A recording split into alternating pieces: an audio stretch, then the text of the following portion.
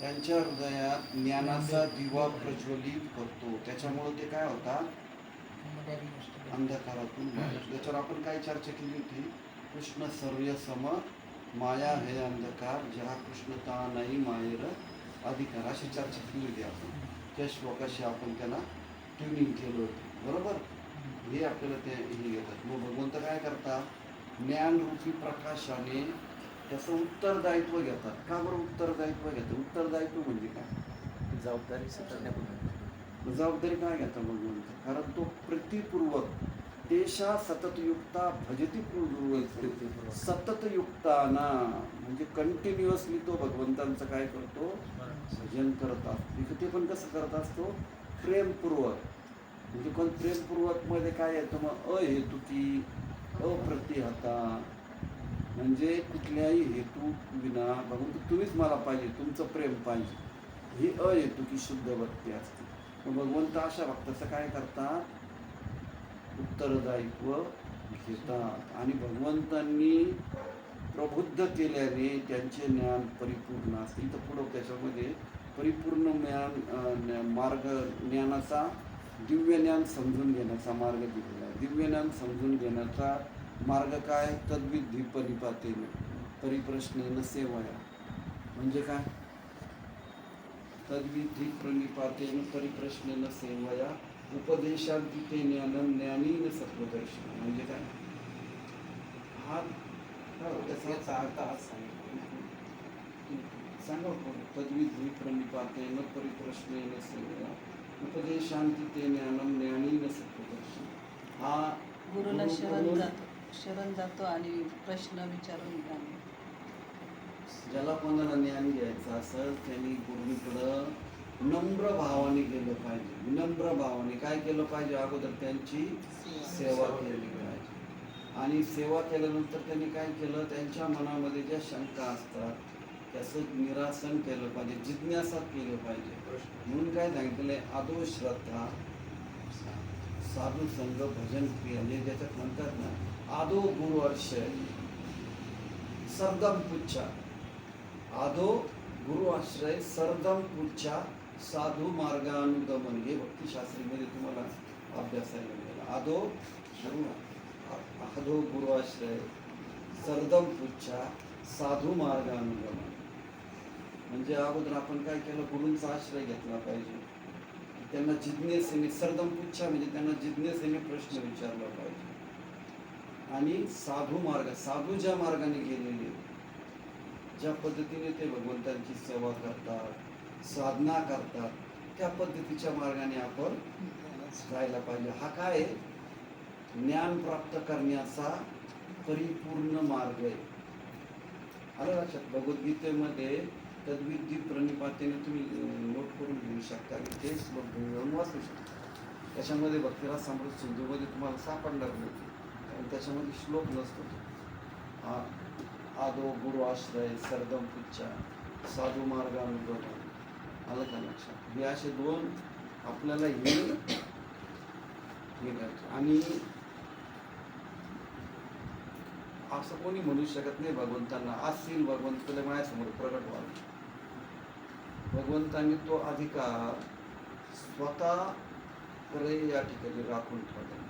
म्हणून भगवद्गीतेत एक श्लोक असा रेफरन्स दिलेला आहे, तात्पर्याप्रमाणे, यस्य देवे पराभक्ती यथा देवे तथा गुरु तस्य ते कथयन्तो हर्त प्रकाशंती महाय. म्हणजे जो व्यक्ती प्रभुपादांकडे जातो ना आपण, हा श्लोक आपल्याला आठवला पाहिजे प्रभुपादांकडे. यस्य देवे पराभक्ती यथा देवे तथा गुरु, की जसे भगवंत आहे तसे गुरु आहे.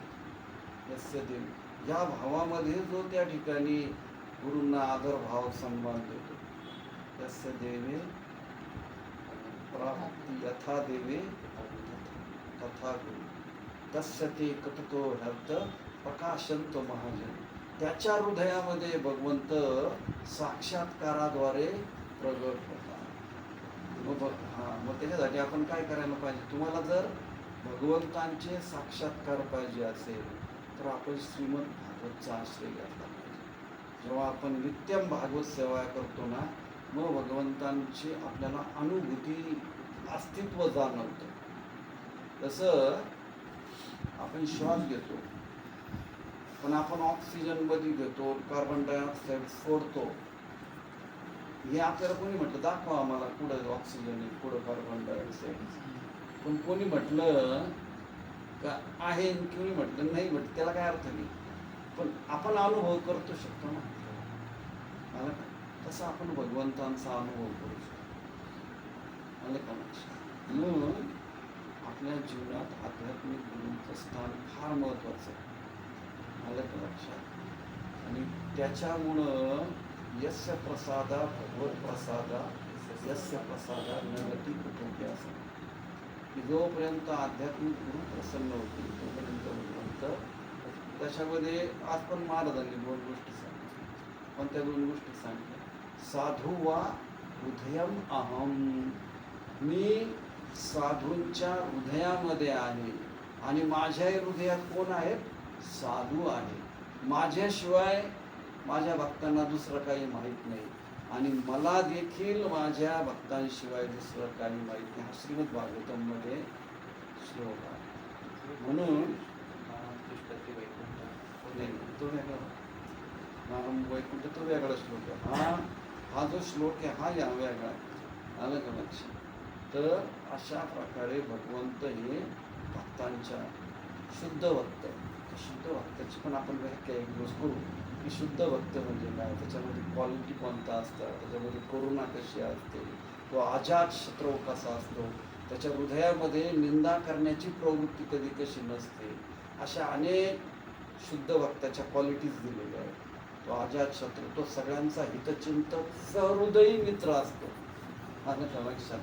अशा शुद्ध भक्तांच्या ह्या आपल्याला हळूहळू आपल्याला त्या म्हणून सांगितलंय. दिव्य ज्ञान भगवंतांकडून ब्रह्मदेवांना मिळालं. ही गुरु परंपरा आहे. आलं का? ब्रह्मदेवानी मग ती कोणाला दिली? मनूला दिली. मनूने इश्वाकूला दिली. इश्वाकूकडून मग माधवेंद्रपुरी अशी सगळी येत गेली. त्या अनेक जन्मधी असं नाही का तेवढ्याची अनेक जन्मधी होत आपल्याला प्रभुपादांपर्यंत ही गौडी ही केवळ एकच लाईन नाही आहे. याच्यामध्ये 4 अधिकृत संप्रदाय. कोणाला सांगता येईल का 4 अधिकृत संप्रदाय? रुद्र संप्रदाय, चतुष्कुमार, कुमार संप्रदाय. हां, श्री संप्रदाय, श्री संप्रदायाचं कोणी?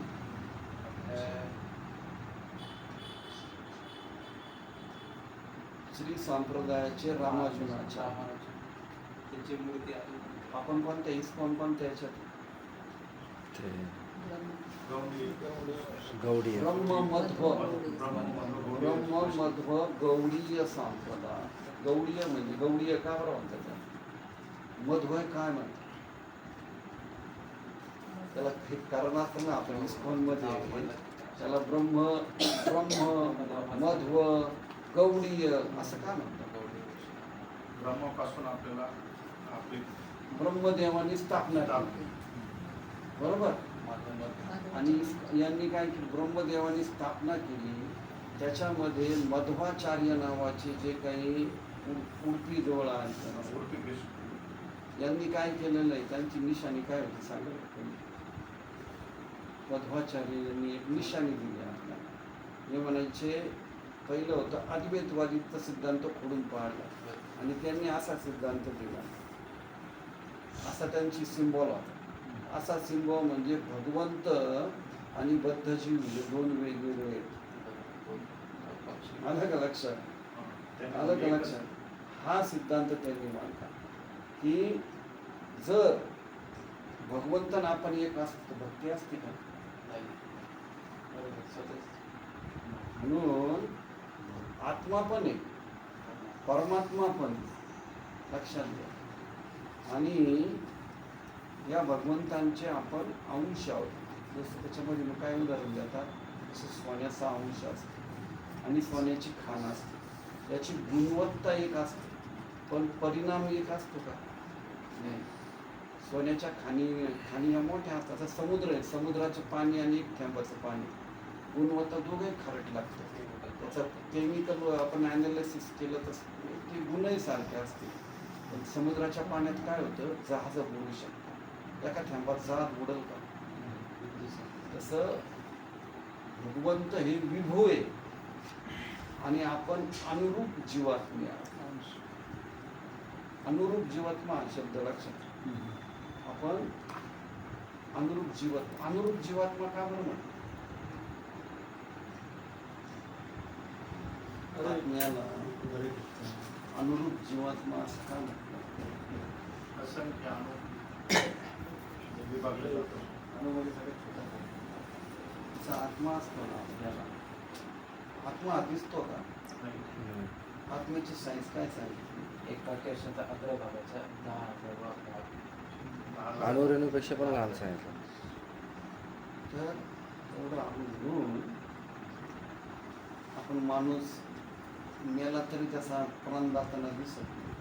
आपण त्या अनुरूप जीवात्म्यामध्ये सगळ्या शरीराला चेतन करायची शक्ती असते. महाराजांनी आज फार भारी सांगितलं की हे जे आपण शरीर म्हणतो ना, हे भौतिक जड पंचतत्वाचं शरीर आहे. हे काय, हे निर्जीवच आहे, निर्जीव आहे. त्याच्यामध्ये आत्मा आहे ना, म्हणून हे चेतन आहे तत्व. हे शरीर आपल्याला संवेदना जाणवतात. शरीराच्या प्रत्येक पार्टमध्ये आपल्याला संवेदना जाणवतात. मग आत्मा निघून गेला तर बॉडी कशी पडते? निर्जीवच होते. तो तेच राहतो, पण ती लगेच सडायला सुरुवात झाली. ती कहाणी सोडायला सुरुवात. त्याचं कारण असं आहे की हे जे पंचतत्व वगैरे जे प्रकृती आहे ना, ही जड तत्वाची. आणि जोपर्यंत याच्यामध्ये आत्म्याचं अस्तित्व येत नाही तोपर्यंत ही चेतन होत नाही. याच्यामध्ये फक्त आत्माच नसतो, याच्यामध्ये आत्मा पण असतो, परमात्मा पण असतो. म्हणून असं उपनिषदामध्ये एक सांगितलेलं आहे. ऐका ना, तुम्ही सांगता सांगा. उपनिषदामध्ये असं सांगितलं आहे की 2 पक्षी असतात. एक साक्षी रूपात असतो. साक्षी रूपातला पक्षी म्हणजे काय असतो? परमात्मा असतो. तो त्याला सांगत राहतो, अरे हे तू भौतिक फळं खाऊ नको, त्याचे परिणाम तुला जन्म मृत्यू जरावेत, त्याच्याकडे तू फसत राहशील, म्हणजे कर्म करू नको. पण ते हे सांगत राहत होतं, तुझं भगवंत तुझं स्थानवरती आहे. नाही म्हणा, हे परमात्मा रूपाने भगवंत त्याला मार्गदर्शन करतो. आणि जो दुसरा पक्षी आहे ना, तो दाणे खाण्यामध्ये हे असतो, म्हणजे तो कर्म करण्यामध्ये मग्न असतो. त्याच्यामध्ये असं म्हटलं की जेव्हा हा कर्म करणारा व्यक्ती ज्यावेळी त्या परमात्मा रूपी पक्षाकडे पाहतो ना, त्या क्षणी तो मुक्त होतो. म्हणजे काय, जर तो त्याचं जर मायाचा एखादी जादूगारची जादू कधी संपत असेल, जेव्हा तो त्या पक्षाकडे पाहतो, त्याचा अर्थ असा होतो की त्याला जो तो विमुख झालेला असतो भगवंतापासून, तो सन्मुख होतो. आणि सन्मुख जेव्हा व्यक्ती होतो तेव्हा त्याला काय आवडतं की जीवेरे स्वरूप है कृष्णेर नित्य. त्याला आपण कृष्णदास आहोत याची त्या ठिकाणी जाणीव. आणि मग तो त्या पद्धतीने आपलं दासानुदास तत्वानुसार भगवंतांच्या साधना सेवेमध्ये, कारण तो भगवंतांकडून सन्मुख होतो. सन्मुख म्हणजे तो आज आपल्याला काय झालेलं आहे, आपण भगवंतांपासून विन्मुख झालो. त्याच्यामुळे आपल्याला काय झालेलं आहे, आपल्या स्वरूप स्थितीचं विस्मरण झालं. बरोबर आहे ना? तर आपल्याला भगवंतांच्या भक्ती करण्याचा हेतू काय असतो? भगवंतांच्या सन्मुख आपली स्वरूप स्थिती आठवणं. ती स्वरूप स्थिती कशी आठवती? कशी आठवते? अथा तो ब्रह्म जिज्ञासा केली. आता तो ब्रह्म जिज्ञासा म्हणजे काय? मी कोण आहे, भगवंत कोण आहे, भगवंतांचा आणि माझा काय संबंध आहे, मी 3 ताप का भोगतोय, मला एवढे दुःख का भोगतोय, मला या दुःखातून बाहेर पडायची इच्छा आहे का, मी जन्माला येण्यापूर्वी कुठं होतो, मृत्यूनंतर कुठं जाणार, याला म्हणतात अर्थातो ब्रह्म. मग तो साधना कराय गुरु साधू शास्त्राचा आश्रय घेतो. मग गुरु साधू शास्त्राचा आश्रय घेतल्याने पुढं काय होतं ना, गुरु त्याला दीक्षा देतात, हरिनाम देतात. हरिनाम देतात म्हणजे काय करतात, काय देतात त्याला, भगवंतच देतात. बरोबर आहे ना. मग तो हरिनामाची हरिनाम करतो, साधना करतो, प्रेममय सेवा का करतो. प्रेममय सेवा म्हणजे आपल्याला आपण ज्या स्वरूपात होतो त्याच्यामध्ये असं सांगितलं जातं का जिवेरे स्वरूप आहे, कृष्णेर नित्य. पण आपण 5 रसांपैकी कोणत्या तरी एका रसामध्येच भगवंताची सेवा करतो. मग आपण गुरूंच्या साह्याने आणि आपल्या कल कोणत्या सेवेत दिसतो, आपण भगवंतांना पाहताना मित्राच्या स्वरूपात पाहतोय का, वात्सल्य स्वरूपात पाहतोय का, गोपींच्या माधुर्य भावात पाहतोय का, हा आपला कल कुठे आहे, हा कल आपण ओळखायचा. आणि हा कल ओळखला का मग त्या ठिकाणी काय करायचं, हा कल ओळखला का ज्या रसामध्ये आपण आहोत त्या रसाच्या आचार्यांचं, परिकरांचं आपण अनुगत्य करायचं. अनुगत्य म्हणजे त्यांचं फॉलोअर्स बनायचं, ते ज्या मार्गाने गेले त्या मार्गाने. असं जेव्हा आपण इथं प्रॅक्टिस करतो त्याला जीवनमुक्त असं म्हणतात. काय म्हणतात, त्याच्यामध्ये आपण आपली स्वरूप स्थिती आठवते. आणि मग जेव्हा आपण मरतो ना तर ते आपलं स्वरूप असणारं जे शरीर आहे ते कुठं असतं, भगवंतांच्या धामात. हे कशामध्ये सांगितलेलं आहे, राग वत्म चंद्रिका आणि तर आपल्याला ते तेवढ्या स्टेजपर्यंत पुढे जायचं. त्याच्यामुळं वैराग्य पण हां वैराग्य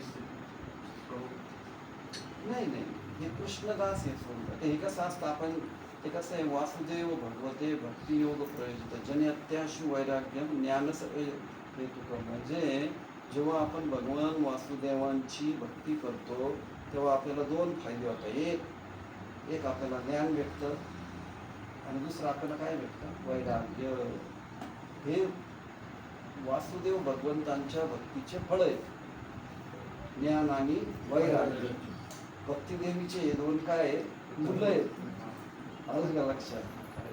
हां असं असं हे असं आपल्याला थोडं कोरिलेट करावं लागेल. म्हणून तुम्हाला मी सांगू राहिलो भक्तिशास्त्री करा. तुम्ही भक्तिशास्त्री जर केलं ना तुम्हाला एक बेसिक फाउंडेशन तयार होईल. आलं का लक्षात. ठीक आहे. आता कोण वाचतं पुढचं, मी ज्ञान भक्ताला वाचा. सगळ्यात अवघड जे असतं ना आपल्याला, पण वाचतो अनेक वेळा तर मी शरीर नाही आहे, मी आत्मा आहे. पण आपल्याला जड तत्व आहे ना, जड तत्व.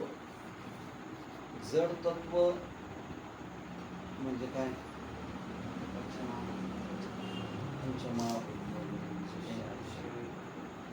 आपल्याला कोणी किती सांगितलं नाही शरीर नाही, आपण काय त्याची अनुभूती येत नाही. कारण आपल्या हृदयामध्ये ते ज्ञान आपल्याला नसतं. आपण आत्मा आहोत जसं आपल्याला ज्ञान असतं. अहंकार 2 प्रकारचे असतात. एक असतो देहात्मबुद्धीतला अहंकार, आणि आपल्या हृदयामध्ये जी गाठ असते ना, जी त्याची गाठ म्हटलेली ही देहात्मबुद्धामुळं हिच्यामध्ये ही जड तत्वांची गाठ झालेली असते. याच्यामध्ये जड तत्वांच्या गाठीमध्ये काय असतं, माझं शरीर, माझे कुटुंबीय, मी आणि माझ्या शरीराशी संबंधित असणारे नातेसंबंध, माझा समाज, माझा देश. बरोबर आहे. नाते हे वाढत चालतं पुढं पुढं. माझी संपत्ती, माझी जमीन. बरोबर. त्याला काय म्हणतात, एक शब्द शास्त्रामध्ये अहम ममेति. प्रल्हाद महाराजांनी याच्यामध्ये फार सुंदर वर्णन केलेलं आहे. कसं मैथून भावामधून माणसं एकत्र येतात आणि कसं त्या प्रमाणे अहम ममतेमध्ये जसं हाताला खाज आली ना तर आपण जेवढी खाजू तेवढी ते अजून वाढते. आलं का लक्षात? तसं ही देहात्मबुद्धीमधली जे आपली जे काही अहम ममतेचा जो काही प्रकार आहे ना तो जेवढा तुम्ही त्याच्यामधून इन्व्हॉल्व व्हाल तेवढा तो वाढत जातो. आपण तेवढा त्याच्यामुळे आपल्याकडे चॉईस आहे. एक तर जड तत्व म्हणजे मायेत राहील. आजही महाराजांनी तेच सांगितलं की तुमच्याकडे चॉईस आहे. जड तत्व म्हणजे माया. माया म्हणजे काय? जे नाही ते. आपण जड तत्व आहोत का? आणि भगवंत कृष्ण आपल्याला सरळ दोन वेळ दिलेले. एक तर जड तत्वात राहणे तर महाराजांनी आज एक उदाहरण दिलं. समुद्राचा तट आहे ना म्हणजे हा तट म्हणजे जीवात्मा आहे. तो तटस्थ शक्ती आहे आणि ती भूमीला तो एक तर भूमीला एका बाजूला भूमीला जॉईंट असतो आणि एका बाजूला समुद्राला जॉईंट असतो. तट म्हणजे समुद्र काय करतो? भरती आली का तो आच्छादित होतो. बरोबर आहे ना? म्हणजे हा पण जीव जो आहे ना मायेमध्ये पण आच्छादित होतो आणि भगवंतांच्या आध्यात्मिक याच्यामध्ये सुद्धा असा तो आच्छादित होतो. म्हणून तो तटस्थ शक्ती आहे. तट हे कसं आहे? तटस्थ आहे. धडते समुद्रात पण नाही आणि धडते. तसं जीवाला तुम्हाला एक तर बहिरंगा शक्तीत राहायचं की अंतरंगा शक्तीत राहायचं याचं निवडीचं त्या ठिकाणी स्वातंत्र्य. म्हणून आपल्या हृदयामध्ये ही जी काही देहात्मबुद्धीच्या खोट्या अहंकार त्याला मिथ्या अहंकार म्हणतात. मी माझं अलग हे सगळं ह्या ज्या गोष्टी आहे ना ही जी गाठ आहे ही कशामधून सुटल्या जाते? वास्तविक अहंकाराने त्या ठिकाणी. मग वास्तविक अहंकार काय? वास्तविक अहंकार काय? सोपं आहे. अशाश्वतम दुःखाला. नाही, वास्तविक अहंकार म्हणजे मी भगवान श्रीकृष्णांचा दास आहे. मग हा अभिमान आहे ना मी भगवान श्रीकृष्णांचा दास आहे. हा अहंकार हा वास्तविक त्या ठिकाणी अहंकार. म्हणून आपण अहंकारामध्ये असतोच. पण आपल्याला चॉईस असली पाहिजे. आपण देहात्मबुद्धींच्या जड तत्वाच्या गाठीमध्ये राहिल्यापेक्षा आपण कुठं राहिलं पाहिजे? वास्तविक अहंकारामध्ये त्या ठिकाणी. आणि मग काय सांगतो? हा अहंकार आहे ना जो देहात्मबुद्धीचा अहंकार जीवाला काय करतो? जड प्रवृत्तीच्या मिथ्या ताब्यात करायला प्रकृतीशी करायला भाग पाडतो. मग आपण देहात्मबुद्धीत असलं का आपले सर्व कर्म कसे राहतात? देहात्मबुद्धीच्या स्तरावर राहतात. आपला आनंद सुद्धा त्याच्यातच भेटतो आपल्याला. लक्षात? म्हणून आपण आपली चेतना बदलली पाहिजे. चेतना उंचवली पाहिजे. जेव्हा आपण चेतना उंचवू आपण जड तत्व म्हणजे आत्म्यापासून भिन्न आहे याची आपण अनुभूती घेऊ. हे माहीत असणं वेगळं, अनुभव करणं वेगळं. याचा अनुभव आपण कसं करू शकतो? प्रॅक्टिकली आपण कौटुंबिकरित्या करू शकतो. बघा उदाहरण थोडं वेगळे पण समजू शकतो. आपण जड तत्वामध्ये देहात्मबुद्धीत जेव्हा राहतो ना आपल्या कुटुंबामध्ये आपली मुलं बाळ सगळं या ठिकाणी. पण आत्मा कसा आहे? हा विभिन्न अंश. प्रत्येकाचा आत्मा विभिन्न अंश. कळलं का तुम्हाला? म्हणजे तुम्हाला जे वाटतं ते यांना वाटतंच असं नाही. तुम्हाला जे आवडलं ते यांना आवडलंच असं नाही. आपण भगवंतांचे अंश असलं तरी भिन्न अंश आहे. आलं का लक्षात? तसं आपण देहात्मबुद्धीत कसं असतं एका सारख्या चेतनेने कुटुंबाकडे पाहतो. आपले मुलं बाळ आलं का लक्षात सगळं. पण हेच मुलं जेव्हा लहान असतात ना ते काही प्रमाणात आज्ञाधारक असतात. पण जेव्हा मोठे होतात लग्न करतात मग त्यावेळी देहात्मबुद्धी तुटायला सुरुवात होते. तुम्हाला वाटतं एक आणि तुमच्या पोरांना वाटतं दुसरं. आलं का लक्षात? ही काय राहते, ही प्रत्येकाला याच्यातून काय घ्यायचंय असं कधी होतं का? तर तुम्हाला जे वाटतं तेच तुमच्या, जर ते जड तत्व असतं ना आपण, तर त्याला तुम्हाला जे वाटतं तेच त्याला वाटलं असतं. पण तो तुमच्यापासून विभिन्न अंश आहे. त्याच्यामुळं त्याच्या आवडी निवडी, त्याचं इंद्रिय भोग घेण्याचे साधनं, त्याची सगळे एम्स महत्वाकांक्षा या सगळ्या वेगळ्या राहतात. आलं का लक्षात?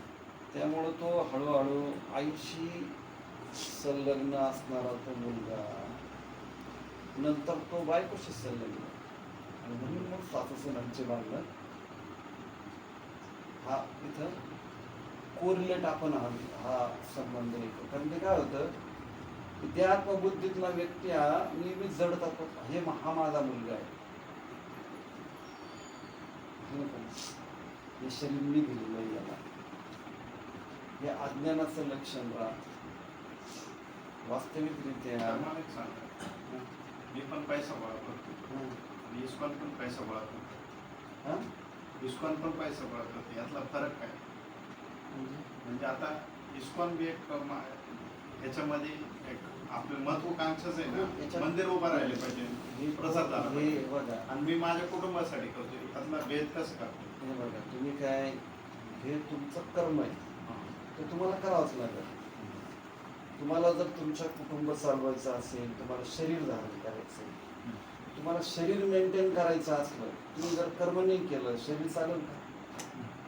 तुम्हाला खायला नाही दिलं, शरीर चालेल का? तुम्हाला राहायला घर नसलं, तुम्हाला झोपायला बेड नसलं तर घर चालेल? तुम्ही शरीर राहू शकाल का फ्री? हे तुमचं कर्म आहे. आलं का लक्षात? हे तुम्हाला विहित कर्म म्हणतात का? कोणतं विहित कर्म? हे तुमचं कर्तव्य आहे, तुम्हाला ते करावंच लागणार. तुमचं कर्म ते काही वाईट नाही. ग्रस्त आश्रमामध्ये व्यक्तींनी आपलं बॅलन्स लाईफ नेहमी ठेवलं पाहिजे. पैसे पण कमवणे, परंतु ग्रस्त आश्रमाचा हा सुद्धा धर्म आहे. इस्कॉन सारख्या ज्या आध्यात्मिक संस्था आहे, जे पूर्णपणे धर्मेन एको अधिको विशेष धर्मेन हिना पशुभी समान. पशु बांधतात मंदिरात, नाही तेच. पण आपण जेव्हा मंदिरात जातो तर मंदिरं दोन काम करतात. एक ते विद्यालय असतात, ते तुम्हाला ज्ञान देतात, देहात्मबुद्धीतून बाहेर काढायचं.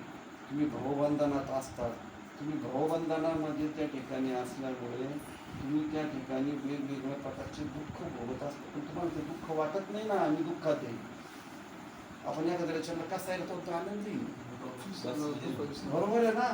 आता आपल्याला हे जे काही भवरोग झालेले, या भवरोगामध्ये अनंत जन्मापासून आपले अनंत आईबाप झालेले, अनंत पुत्र, अनंत बायकांना, अनंत कोटी जन्मामध्ये वेगवेगळे झालेले. या जन्मामध्ये आपल्याबरोबर जे आहे ते आपल्याबरोबर होते आणि काहीतरी कर्मचारी ॲक्शन्स, म्हणून त्या ठिकाणी हा भवरोग आपल्याला कोण लक्षात आणून देतो? भवरोग कोण लक्षात आणून देतं? हे गुरु साधू शास्त्र हे आपल्याला लक्षात आणून दिलं जातं. म्हणून ग्रस्त आश्रमाचं कर्तव्य असतं. इस्कॉन गोळा नाही करत, हा धर्मानं दिलेला मार्ग आहे की आपण गुरु साधू शास्त्राचं जतन केलं पाहिजे. तुमच्या लक्षात आलं?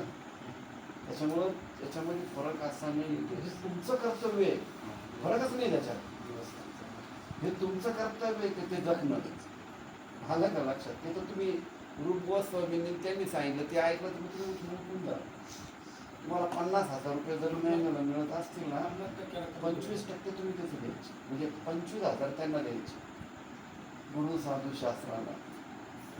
आपण नाही करत, आपण वर्षाला महिन्याचं 25 देतो फक्त, ते पण देतो ते देतो. आलं का लक्षात? ते ठीक आहे, तो विषय वेगळा, याच्याशी कोरिलेटेड नाही आहे, पण सांगायचा मतलब वास्तविक अहंकार जोपर्यंत आपल्या जागृत केला पाहिजे, मी शरीर नाही आहे, मी आत्मा आहे. मग मी आत्मा आहे तर मग मी त्या ठिकाणी आत्म्याचं शाश्वतरित्या पोषण केलं पाहिजे. म्हणून तो सोन्याची पिंजरा सांगतात नाही, सोन्याचा पिंजरा घेतला की बाई दररोज त्या सोन्याचा पिंजरा पुसायची, आणि आतल्या पोपटाला पहिलीचं फोड खायलाच द्यायची नाही. आलं का लक्षात? मग आपण शरीराचं संगोपन करत राहतो. शरीरासाठी जड तत्वामध्ये असलं का आपण काय करतो, संपत्ती वाढवतो, हे करतो, पण आपण आध्यात्मिक ज्ञान घेत नाही. आलं का लक्षात? आध्यात्मिक विधी आणि निषेधांचं पालन करत नाही. त्याच्यामुळं काय होतं, आपल्या आध्यात्मिक काय होतं, आध्यात्मिक जसं राधानाथ महाराज सांगतात की तुमच्या हृदयामध्ये 2 कुत्रे, एक सकारात्मक एक नकारात्मक आहे. ही आपल्याला शिकलं पाहिजे की आपण सकारात्मक कुत्र्याला खाऊ घातलं पाहिजे आणि नकारात्मकची उपासमार केली पाहिजे, त्याला कमकुवत केलं पाहिजे. तसं आपण आपल्या शरीरामध्ये असणारे देहात्मबुद्धीचे विचार जे आहे, त्या देहात्मबुद्धीच्या विचारांना हळूहळू उपासमार केली पाहिजे आणि आपण आत्मिक स्तरावर आहो. आपलं शाश्वत आत्मिक कल्याण कशात होणार आहे, ह्या विचारांना पाठबळ देत राहिलं पाहिजे. ह्या विचाराने आपण प्रगल्भ व्हायला पाहिजे. जेव्हा आपण या विचारांनी प्रगल्भ, म्हणून म्हणतात की आत्मबळ हे गुरुकृपा आणि भगवंतांच्या कृपेने भेटतं. त्यासाठी प्रार्थना करा. आणि हे जेव्हा आत्मबळ जेव्हा आपल्याला भेटतं ना, मग त्यावेळी आपल्याला ते आत्मबळ काय करतं, ठीक आहे, बॅलन्स लाईफ जगायला शिकवतं. तुम्हाला पैसे मिळतात, ठीक आहे, पण तू पैसे मिळत असताना त्याचा असा सदुपयोग कर, तू स्वतःचा चेतनेचा असा विकास कर, आध्यात्मिक चेतनेमध्ये जा. मग ती काय करतं, तसं महाराजांनी आजच सांगितलं की आध्यात्मिक बुद्धीच्या वरती काय आहे, आत्मा आहे, आणि आत्म्याच्या वरती काय आहे, परमात्मा आहे. मग आपल्याला आपलं इंद्रिय भोग जर थांबवायचा असेल, ज्याला याच्याशी रिलेटेड आहे की आपल्याला वास्तविक ही जी काही गाठ आहे ना, आपल्या इंद्रिय भोगाची गाठ, इंद्रिय देहात्मबुद्धीची गाठ, ही गाठ कधी सुटल, ही गाठ तेव्हा सुटेल जेव्हा आपण परमात्म्याचं आणि आत्म्याचं ट्युनिंग होईल. हे ट्युनिंग म्हणजे आपण परमात्म्याशी संलग्न होऊ, बरोबर, परफेक्ट शब्द, संलग्न होऊ आणि आत्म्याला आपल्याला जे काही सांगतं ते आपण त्या पद्धतीने चैत्य गुरूंच्या मार्गदर्शनाने, आत्मा हा सच्चित आनंद आहे. तो जसा भगवंत सच्चित आनंद आहे ना, सच्चित आनंद म्हणजे काय, शाश्वत ज्ञानमय आनंद. तसा आत्मा पण शाश्वत ज्ञानमय, म्हणजे आपल्या आत्मा हा पूर्णपणे त्याला ज्ञान आहे, परंतु त्याच्यावरती हे अनर्थ षडानर्थ हे जे आहे ना, हे हरे कृष्ण महामंत्राने घेऊन काढावं लागलं. तेव्हा ती अहंकाराची गाठ वास्तविक अहंकारामध्ये त्या ठिकाणी हे आपण शिकलं पाहिजे. आणि म्हणून आत्मा परमात्माचं ट्युनिंग झालं पाहिजे. आत्म्याने बुद्धीला योग्य मार्गदर्शन केलं पाहिजे आध्यात्मिक. आणि बुद्धी काय करते, मनाला कोण नियंत्रित करू शकतं, बुद्धी. बुद्धी काय करते, मनाला नियंत्रित करते, आणि मन काय करतं, इंद्रियांना नियंत्रित करतं. मग अशा पद्धतीने इंद्रियांना नियंत्रित केलं का इंद्रिय विषय नियंत्रित होतात आणि व्यक्ती मग त्या ठिकाणी तसं इंद्रिय नियंत्रण झालं की मग तो दिव्य स्तरावर येतो आणि मग तो त्या ठिकाणी आत्मिक लेवलच्या विषयांमध्ये जपा करताना मन जपावर केंद्रित होतं. सांगितलं ना मनावर. आज महाराजांनी मनावर खूप बोलले. महाराजांनी आज मनावर इतकं घेतलं की कशा पद्धतीने मन त्या ठिकाणी आपल्याला जसं नख वाढताना, म्हणजे फार भारी उदाहरण दे की नख वाढतात तेव्हा आपल्याला कळतं का नख वाढतंय. तसं आपण जपा करायला बसलं का मन कधी दुसऱ्या विषयात गेलं हे कधीच कळत नाही. आलं का लक्षात. तुझ्या मनाला खेचून घ्यायचं, परत हरे कृष्ण महामंत्रावर त्या ठिकाणी आलं. हे तर बघा आपण सगळं आपण जपा करतो. मी का सांग, अजून आपल्याला तो दिव्य अनुभूतीचा स्तर तो नाही, अजून तो आनंद आपल्याला असं वाटतं का आत्ता 16 माळ झाले अजून करू. आलं का लक्षात. ही जी अजून करायची भावना होत नाही. आणि त्याच्यामध्ये जसं हरिदास ठाकूर ते जेव्हा हरे कृष्ण महामंत्राचा ते दिव्य आनंदामध्ये त्या ठिकाणी रात्रंदिवस 2-2 तास फक्त ते शरीरामध्ये 18 तास जपा करू शकायचे. त्याला काय म्हणतात, एक आध्यात्मिक याच्यात एक शब्द आहे, याच्यामध्ये शिक्षाष्टकामध्ये 3ऱ्या याच्यात कोणता शब्द आहे तो, 3ऱ्या श्लोकामध्ये 3रा शिक्षाष्टकांचा तिसरा कीर्तनीय सदा हरी. हे कीर्तनीय सदा हरी आपल्याला 16 माळा म्हणजे हे 16 माळा म्हणजे 16 माळा करायच्या नाहीये. आपल्याला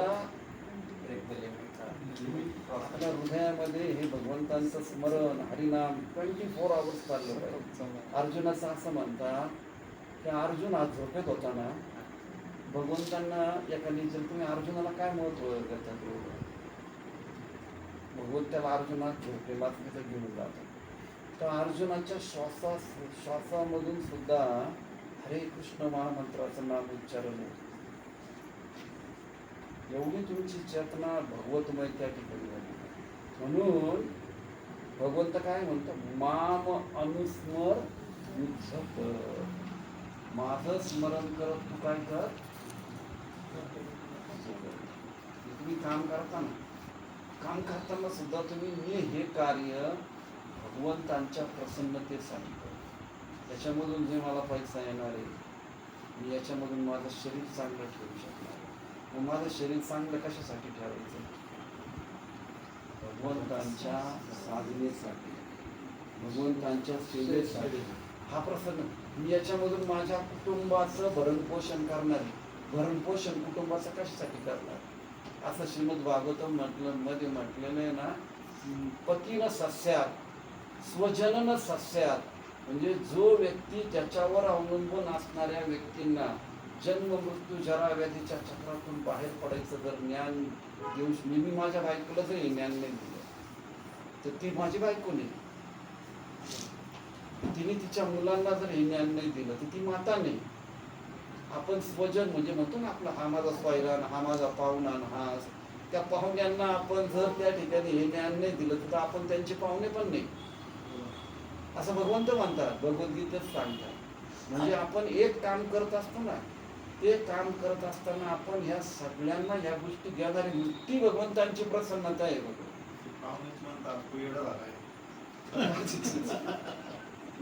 त्यांच्या ते आज्ञानामुळे दोन भाग असतात. आता ते अध्यात्मवादी आणि भौतिकवादी. ह्या अध्यात्मवादी आणि भौतिकवादी विपरीत समजलं. ज्या गोष्टी आपण करतो ना ते आपल्याला वेळ समजतात, आणि आपण ज्या करतो ना तर आपण त्याला वेळ समजतो. समजलं हा भाग. आणि तुमच्या मनाचा प्रश्न होता ना मागाशी, तुमचं कमवणं आणि मंदिराचं कमवणं हा जो प्रश्न आहे, हा तुमचं कमवणं हा तुमचं कर्तव्य तुमचं आहे. तुम्ही जे कमावता त्याचा अर्थ तुम्ही ते अर्निंग तुमचं आहे ना, तुमच्या प्रपंचासाठी आणि मंदिरासाठी दान देण्यासाठी तो आपला एक मीच कर्तव्य आपल्याकडे येतं. म्हणजे आणि त्याच्यानंतर मंदिराला जे काही मंदिर कमवत नाही, गोळा करतात त्यातले काही भक्त पण गोळा करतात पैसे, असं ते बोलायचे. मला एक मिनिट तुम्हाला हे सांगतो मी. कारण मंदिर जे जमा करतं ना पैसे, तर ते पैसे त्या भगवंताच्या सेवेमध्ये युक्त असतात. ते कळलं, त्यांच्याकडे ते भोग दाखवणं, त्यांची भेटू साजरी करणं, या ज्ञान देण्याचं काम करणं, भगवंताच्या प्रत्येक सेवेसाठी तो पैसा उपयोग करतो. वर्षभरासाठी त्यांचा मेंटेनन्स किती असतो त्याचा तो खर्च त्यांनी त्यावर नियोजित केलेल्याप्रमाणे तो त्यांचा एक टार्गेट असतो. आणि आपलं कमवणं त्यांचं जे काही अर्निंग असतं म्हणजे त्यांना डोनेशन मार्फत मिळते, ते काही कमावलं जात नाही किंवा ते काही कार्य करत नाही. भावची कळलं. दोन गोष्टी आता ह्या गोष्टी आपण समजून घेतल्या पाहिजे. मंदिराचं कर्तव्य वेगळं आहे ना आपलं कर्तव्य वेगळंच आहे. हां, त्यांच्यासारखं ते कमावत नाही, ते आपण डोनेशनद्वारे.